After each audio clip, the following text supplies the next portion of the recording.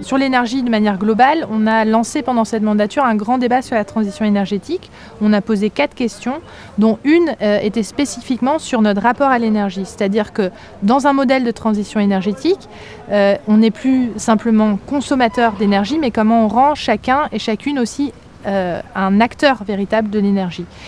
D'où la nécessité qu'il y ait un partage et qu'il y ait des centrales photovoltaïques citoyennes qui puissent émerger dans la ville. Le projet Minawatt, en fait, on avait acté au début du mandat qu'on allait reconstruire le mine. Alors qu'est-ce qu'est le mine ? C'est le marché de gros et à Nantes, on a la spécificité que c'est le plus gros marché de gros après Rungis.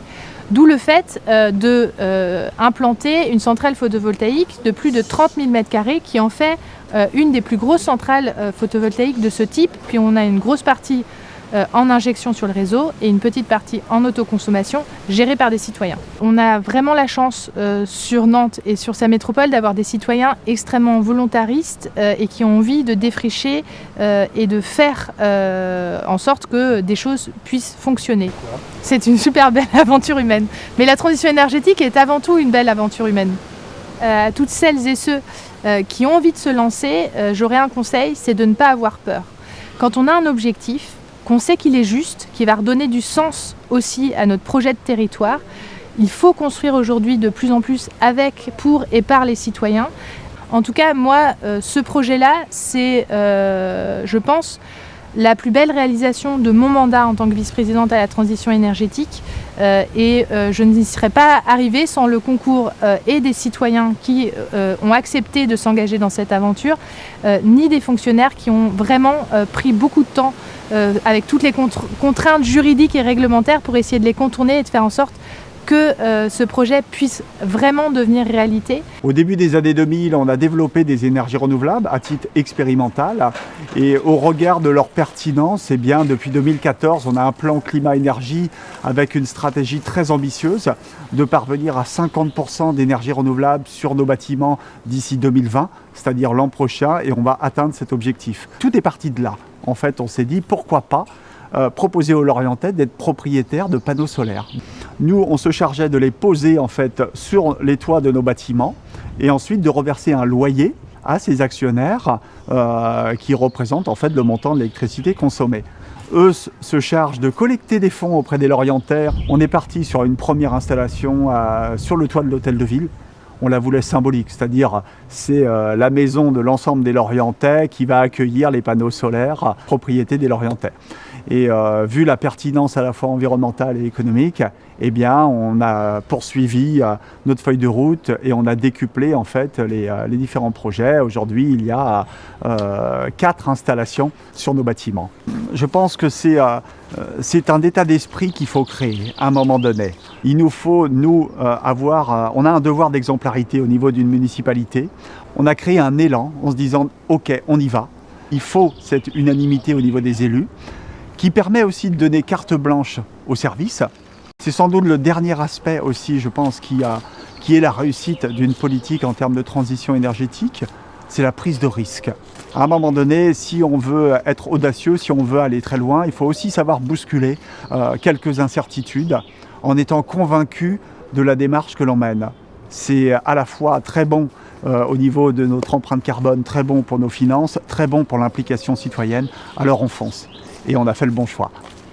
Alors pour ce qui est de l'implication citoyenne, c'est pas tombé du ciel comme ça forcément. Très vite, je me suis converti à l'idée majeure que si on voulait vraiment réussir cette transition énergétique, il fallait vraiment qu'on s'y mette tous. Je pense qu'aujourd'hui, on change de paradigme là et qu'un citoyen, il a surtout pour intention de voter, mais aussi de continuer à s'impliquer. En tout cas, il y a une partie des citoyens qui le demandent fortement aujourd'hui et c'est aux élus de le comprendre maintenant pour que l'ensemble de cette dynamique prenne corps.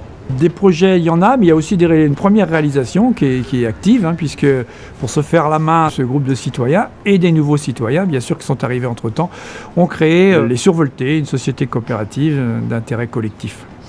Cette société a déjà réalisé une première installation de photovoltaïque sur le toit d'une école. Voilà, donc ça a été un travail, là encore, collectif. Il a fallu qu'on s'adapte. Et aujourd'hui, cette structure coopérative, qui compte à peu près 80 sociétaires, est en train de s'appliquer à réaliser une deuxième installation qui, là, sera en autoconsommation. Dans notre communauté de communes, on a répondu assez rapidement positivement. La communauté de communes a mis des parts sociales dans la coopérative. Des communes aussi ont mis des parts sociales. Et puis sur notre département, on a une SEM qui s'est créée il n'y a pas si longtemps et qui elle aussi a pris des parts sociales dans cette coopérative citoyenne. Maintenant, la mayonnaise, elle prend bien. Il faut passer à la vitesse au-dessus, c'est-à-dire que cette coopérative, il faut qu'elle prenne corps vraiment sur le territoire. Moi, je pense qu'il faut faire confiance, ne pas avoir peur. Je pense que les citoyens, quand ils ont en plus un soutien des élus, ça les motive davantage et ça les oblige. Donc la région Occitanie a donc lancé effectivement 4 appels à projets depuis 5 ans autour des énergies renouvelables coopératives et citoyennes. On a aujourd'hui 46 lauréats, près de 3500 citoyens impliqués dans ces projets, 50 collectivités qui ont été impliquées et on a aujourd'hui 16 projets qui sont en fonctionnement, qui représentent 17 gigawattheures en termes de production annuelle. Et donc c'est aujourd'hui un effet d'entraînement, d'essaimage très positif pour le territoire.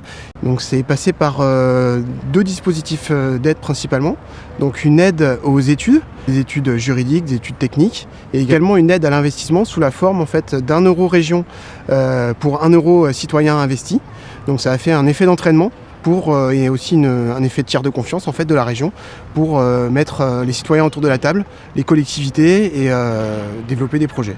Donc quelques messages peut-être à faire passer pour les élus et les agents territoriaux qui regarderont cette vidéo. Je pense qu'il est important que les élus soient très impliqués sur le territoire pour l'émergence de ces projets. C'est vraiment un enseignement qu'on en tire au niveau de la région Occitanie. Les élus, mais évidemment les techniciens et les agents des territoires qui œuvrent en faveur de la transition énergétique. Et également, donc, je conseille aussi de se rapprocher de l'association nationale énergie partagée, association qui œuvre en fait pour accompagner et mettre des outils à disposition pour développer ce type de projet. Et donc énergie partagée a en région, dans les différentes régions, des associations qui sont ces relais. Donc comme en Occitanie, l'association Éclair, qui est énergie citoyenne locale et renouvelable en Occitanie, qui accompagne, forme les collectifs citoyens, mais également les élus, les agents des territoires sur ces projets.